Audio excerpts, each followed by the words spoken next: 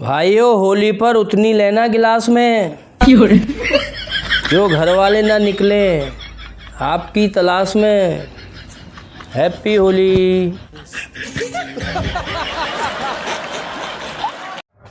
Morning walk करने वालों की भी कोई मंजिल नहीं होती।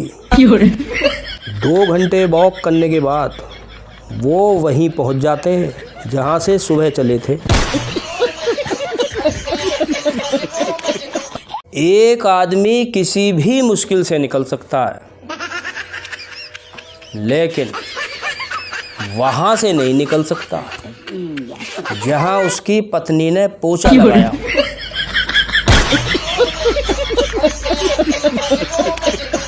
हमन से कहीं अमृत पहचाने में गलती तो ना हो गई है।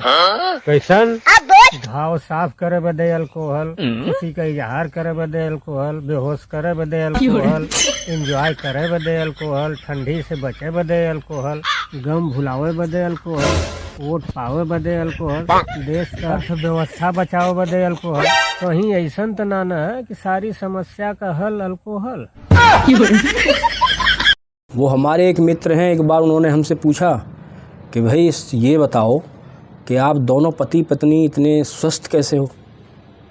तो हमने उनसे कहा कि भाई देखिए, हम दोनों के बीच में एक शर्त लगी हुई है कि जब कभी हमारा झगड़ा होता है और उसमें जिसकी गलती निकलेगी, यानी जिसकी भी गलती पाई गई, तो वो कम से कम 5 किलोमीटर पैदल चलेगा।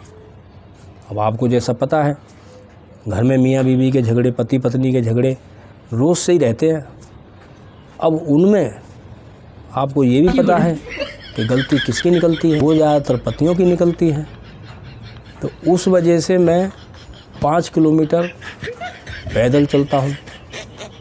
फिर उन्होंने हमसे पूछा कि आपकी पत्नी को कैसे पता चलेगा कि आप 5 किलोमीटर चल के आए हैं। तो हमने उनसे कहा कि जब मैं आगे आगे चलता हूँ तो मेरी पत्नी पीछे पीछे चलती है, ये देखने के लिए कि ये 5 किलोमीटर से कम तो नहीं चल रहे। इसलिए हम दोनों फिट हैं।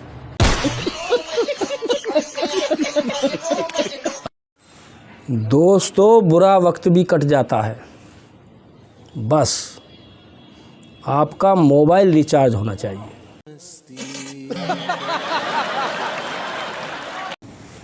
एक बार एक ताई का कोर्ट में मुकदमा चल रहा था।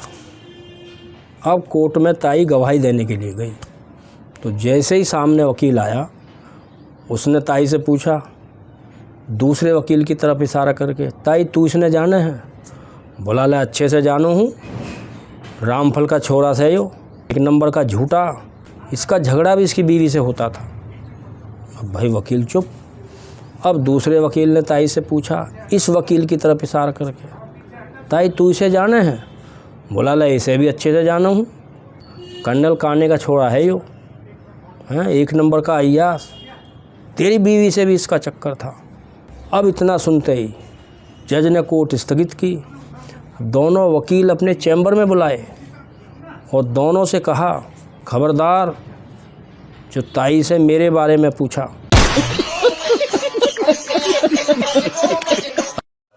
और ये टोपी क्यों पहन रखी है? किसी को पता न चले दिमाग में क्या चल रहा है, इसलिए।